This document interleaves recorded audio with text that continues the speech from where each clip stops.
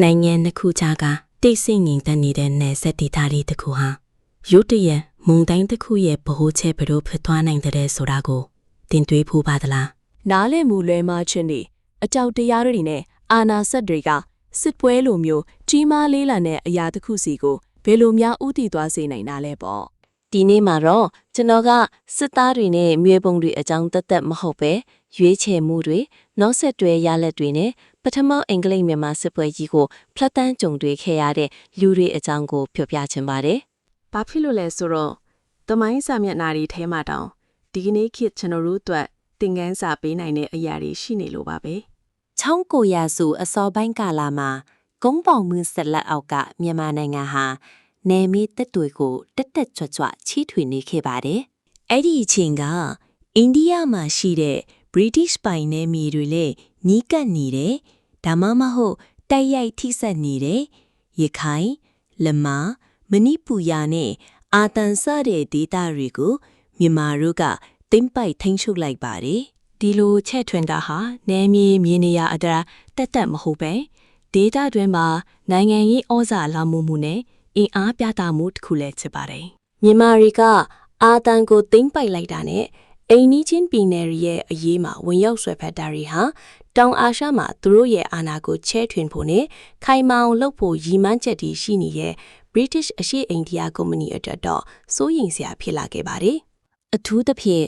အာဒန်နဲ့သူ့ပတ်ဝန်းကျင်ကတောင်တန်းပြည်နယ်တွေကိုသူတို့ရဲ့အရှေ့မြောက်ပိုင်းနယ်စပ်လုံခြုံရေးအတွက်အကာအကွယ်ပေးမဲ့ကြားခံနယ်မြေတွေအဖြစ် British တွေကရှုမြင်ထားလို့ပါပဲ။မြန်မာတပ်တွေဘင်္ဂလားဒေသဘက်ကိုပိုနီးကပ်လာတဲ့အခါမှာတော့ British တွေကဒါဟာသူတို့ရဲ့လုံခြုံရေးကိုတိုက်ရိုက်ချင်းချုပ်လာတာလို့မြင်လာကြပါတယ်။အထူးသဖြင့်ကချာနဲ့ကျင်တိယဒေသတွေမှာနယ်စပ်အငင်းပွားမှုတွေပုတ်တိုင်မှုတွေနဲ့နယ်မြေပိုင်ဆိုင်မှုအငင်းပွားမှုတွေကြောင့်တဲမမှုတွေစက်တိုင်မြင့်တက်လာခဲ့တယ်။ဒီနိုင်ငံလေးနှစ်ခုစလုံးဟာ British တွေနဲ့အဆက်အသွယ်ရှိပြီးမြန်မာတပ်တွေကအဲ့ဒီမှာဩဇာလွှမ်းမိုးဖို့ကြိုးစားတဲ့အခါပြင်းပြင်းထန်ထန်တုံ့ပြန်မှုတွေဖြစ်လာခဲ့ပါတယ်။ဒါပြင် British တွေဟာအရှေ့မြောက်ပိုင်းပြည်နယ်တွေအပေါ်ထားတဲ့မြန်မာတွေရဲ့ရည်ရွယ်ချက်ကိုတန်တရားရှိခဲ့သည်။အိန္ဒိယက British အုပ်ချုပ်ရေးကိုအန်တရေမတီးနိုင်ခင်နယ်မြေထက်မှန်ချဲ့ထွန်းလာမယ့်အရေးကိုဟန့်တားချင်နေခဲ့ပါတယ်။ဒီအခြေအနေတွေကတန်တမန်ရေးအရာဖြည့်ရှင်းလို့မရတော့တဲ့ပောက်ကွဲလွယ်တဲ့အခြေအနေတစ်ရပ်ကိုဖန်တီးပေးလိုက်ပါတယ်။နှစ်ဖက်စလုံးဟာတစ်ဖက်နဲ့တစ်ဖက်ပိုပြီးယုံကြည်မှုကင်းမဲ့လာကြပါတယ်။နယ်စပ်ကပြဿနာသေးသေးလေးတွေအာနီတဖြည်းဖြည်းကြီးထွားလာတဲ့နိုင်ငံနှစ်ခုစလုံးဟာပိုမိုကြီးမားတဲ့ထိပ်တိုက်ရင်ဆိုင်မှုကြီးအတွက်ပြင်ဆင်လာကြပါတယ်။ဘယ်ဘက်ကမှစစ်မကြေညာသေးပေမဲ့ဒီကာလအတွင်းမှာလှုပ်ဆောင်ခဲ့တဲ့စစ်ရေးနဲ့နိုင်ငံရေးလုပ်ရက်တွေအရတိုက်ပွဲဖြစ်ဖို့ဆိုတာရှောင်လွဲလို့မရတော့တဲ့အခြေအနေဖြစ်သွားပါတယ်။ဒီလိုအင်အားစုဆောင်နေတာဟာနေမြေတော့တာမကပဲ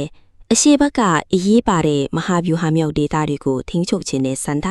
ဂုံတိတ်ခါနဲ့ဩဇာလွှမ်းမိုးမှုတွေအတွက်ပါဖြစ်ပါတယ်။1824ခုနှစ်မလမှာတော့ British အရှေ့အိန္ဒိယကုမ္ပဏီနဲ့မြန်မာအင်ပါယာတို့ကြားကာလရှည်ကြာတင်းမာနေခဲ့မှုတွေဟာပွင့်လင်းတဲ့ပဋိပက္ခတစ်ခုအဖြစ်ပေါက်ကွဲထွက်လာခဲ့ပါတယ်။အာတန်နဲ့မဏိပူရဘက်ကိုမြန်မာတွေကျူးကျော်ဝင်ရောက်လာတာကိုပိုပြီးစူးရင်လာတဲ့ British တွေကဒါဟာနေငယ်ကျူးကျော်မှုတာမကအိန္ဒိယအရှေ့မြောက်ပိုင်းမှာရှိတဲ့သူတို့ရဲ့အုပ်ချုပ်မှုကိုတိုက်ရိုက်ချင်းချောက်တာလို့မြင်လာပါတယ်။တစ်ဖက်မှာလည်းမြန်မာတွေကဒီဒေသတွေကိုသူတို့ရဲ့ဩဇာလွှမ်းမိုးရာနယ်မြေတွေအဖြစ်သတ်မှတ်ထားပြီးဆက်လက်ထိန်းချုပ်ထားဖို့ဆုံးဖြတ်ထားပါတယ်။ဒီလိုစန့်ကျင်ဘက်ဖြစ်နေတဲ့ရည်မှန်းချက်တွေကြောင့်ငင်းချမ်းစွာဆွေးနွေးအဖြေရှာဖို့ဆိုလားနေရာမရှိသလောက်ဖြစ်သွားပါတယ်။အိန္ဒိယဘုရင်ခံချုပ် Lord Imhas အပါအဝင် British အရာရှိတွေကမြန်မာတွေရဲ့ကျူးကျော်မှုကိုဟန့်တားဖို့နဲ့ British နယ်စပ်တွေကိုကာကွယ်ဖို့စီရေးတရားအရေးယူဖို့လိုအပ်တယ်လို့ဆုံးဖြတ်ခဲ့ကြပါတယ်။မြန်မာတပ်တွေ British တို့ရဲ့အဆောင်အရှောက်ခံနယ်မြေဖြစ်တဲ့ခချာဒေသကိုဝင်ရောက်လာတဲ့အခါမှာတော့စစ်ပွဲကိုတရားဝင်စတင်လိုက်ပါတယ်။တုံးပြန်တဲ့အနေနဲ့ British တို့ကစစ်ကြေညာပြီးစစ်ရေးရစတင်လှုပ်ရှားပါတော့လေ။ဒါဟာဒီဒေသမှာ British တို့ဆင်နွှဲခဲ့ရတဲ့အကုံအများဆုံးနဲ့အခက်ခဲဆုံးစစ်ပွဲတွေထဲကတစ်ခုဖြစ်တဲ့ပထမအင်္ဂလိပ်မြန်မာစစ်ပွဲရဲ့အစအဝေးဖြစ်ပါတယ်။သူတို့ဟာ ပျောက်ကြားစစ်ဗျူဟာတွေကိုတုံးပြီးဗြိတိရှကင်းလက်တပ်တွေကိုကင်းဘုံဝတ်တိုက်ခိုက်တာရိခတ်လမ်းကြောင်းတွေကိုဖျက်တောက်တာတွေလုပ်ခဲ့ပါတယ်။သူတို့ရဲ့လင်းမြန်စွာရွေ့လျားနိုင်မှုနဲ့ခံနိုင်ရရှိမှုတွေက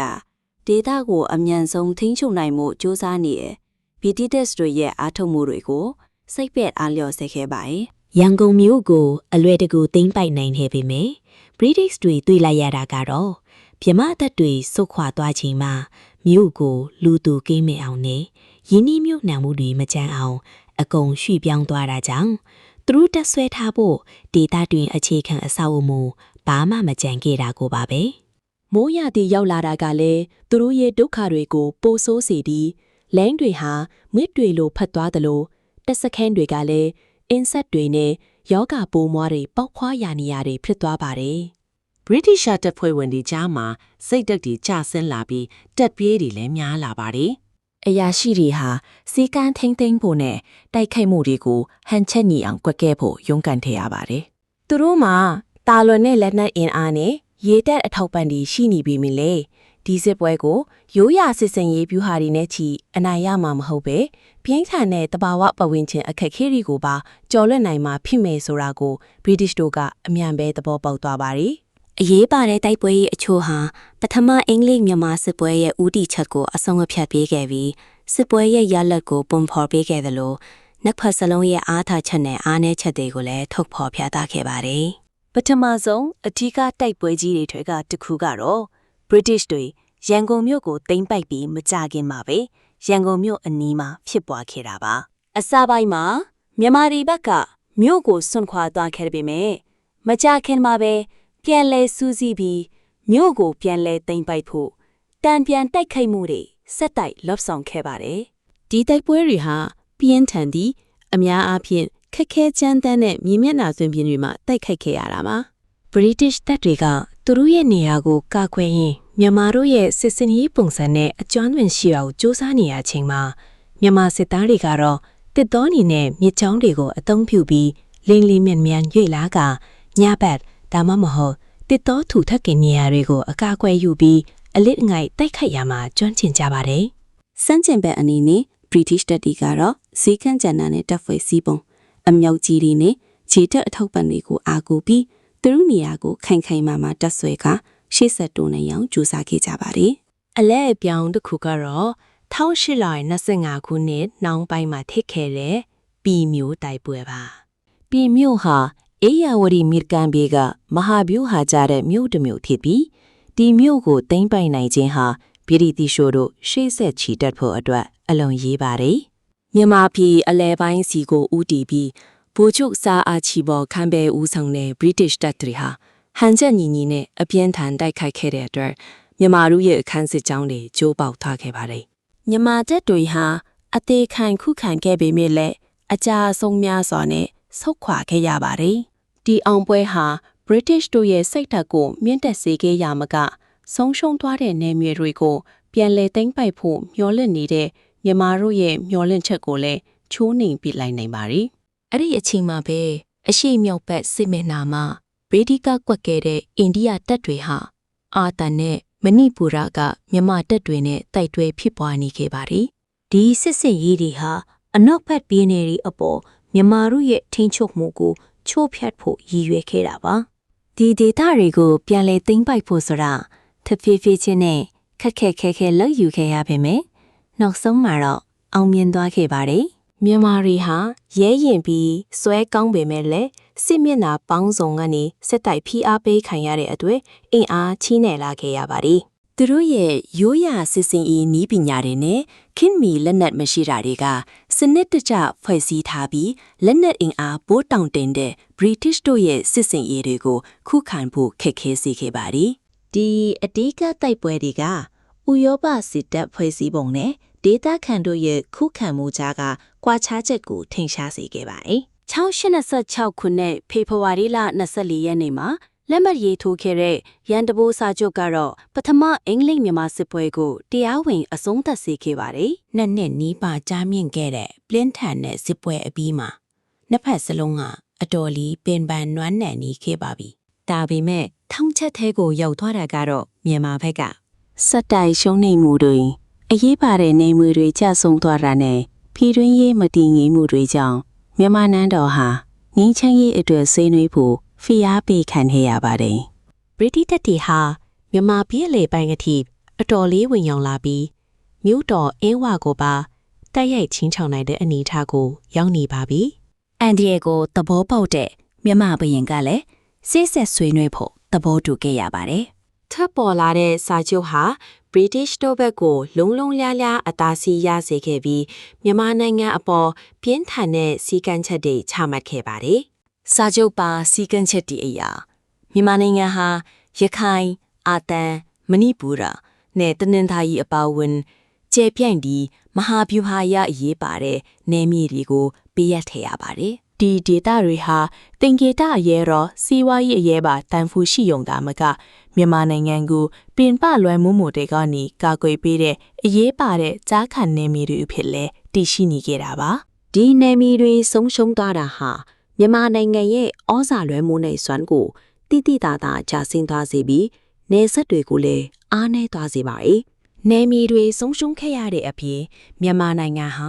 စစ်စရိတ်လျော်ကြီးဖြစ်ပေါင်းစတာလင်တစ်သန်းတီဆိုတဲ့ကြီးမားတဲ့ပမာဏကိုလည်းပေးလျော်ခဲ့ရပါတယ်။ဒါဟာဘန်ဒါရီခန့်ချောင်နေပြီဖြစ်တဲ့မြန်မာဘန်ဒါတိုက်ကိုအကြီးရဲ့ဝင်ပြီးစေခဲ့ပါတယ်။ပထမအရစ်ကိုချက်ချင်းပေးသွင်းရပြီးကျန်တဲ့ငွေတွေကိုတော့အရစ်ကျပေးသွင်းရမှာဖြစ်ပါတယ်။ဒါအပြင်မြန်မာနန်းတော်မှာ British ကိုစားလက်တူထားရှိဖို့ကိုလည်းလက်ခံခဲ့ရပါတယ်။ဒါဟာနိုင်ငံရေးရလွတ်လပ်ခွင့်ဆုံးရှုံးခြင်းရဲ့တင်ကေတာထိကီ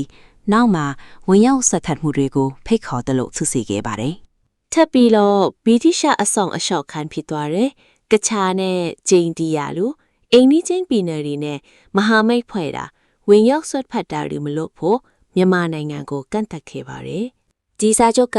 ပွင့်လင်းတဲ့ရန်လိုမှုတွေကိုအဆုံးသတ်စေခဲ့ပေမဲ့မြန်မာနိုင်ငံကိုတော့နိုင်ငံရေးရရောစီးပွားရေးရပါခြေနဲ့သွားစေခဲ့ပါတယ်။ British တွေတော့ဒါ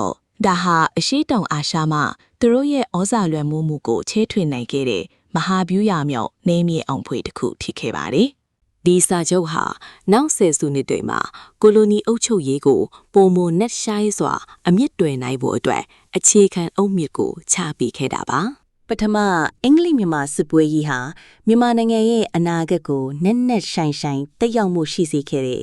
အရှိတောင်အာရှမှာ British တို့ရဲ့ကိုလိုနီနယ်ချဲ့ရည်မှန်းချက်တွေကိုပုံဖော်ပေးခဲ့တဲ့ရေရှည်အမွေနှစ်တစ်ခုကိုခြံထားရခဲ့တယ်။မြန်မာနိုင်ငံအတက်တော့ဒီစစ်ပွဲဟာစစ်ရေးအရာရှုံးနိမှုတစ်ခုတသက်မဟုတ်ပဲ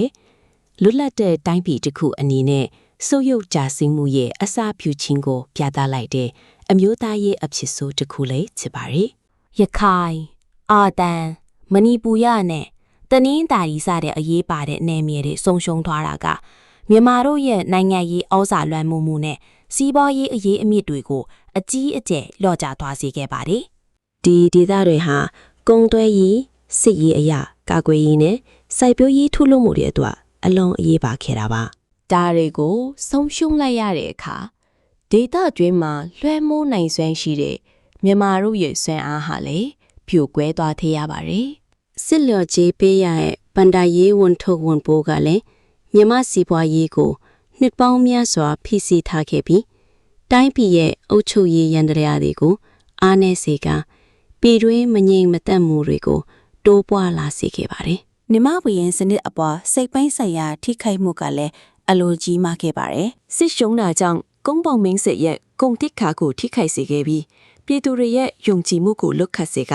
မှုမှတ်တွေနဲ့စစ်တပ်ကြားမှာလည်းမကျေနပ်မှုတွေဖြစ်ပေါ်စေခဲ့ပါတယ်။နန်းတော်မှာဗြိတိရှကိုစားလိုက်တွေကိုအတင်းအကျပ်လက်ခံထားရတာကလည်းရိုးရာမြန်မာအာဏာပိုင်တွေနဲ့နိုင်ငံခြားလွှမ်းမိုးမှုကြားမှာအမြဲတမ်းတင်းမာမှုတွေကိုဖန်တီးပေးခဲ့ပါတယ်။ British တွေဘက်ကကြည့်ရင်တော့ဒီစစ်ပွဲဟာခက်ခဲပေမဲ့နောက်ဆုံးမှာအောင်မြင်တဲ့စစ်စင်ရေးတစ်ခုအဖြစ်ရှုမြင်ခဲ့ကြပါတယ်။အသက်အိုးအိမ်စည်းစိမ်နဲ့ငွေကြီးတွေအများကြီးကုန်ကျခဲ့ပြီးမြဲ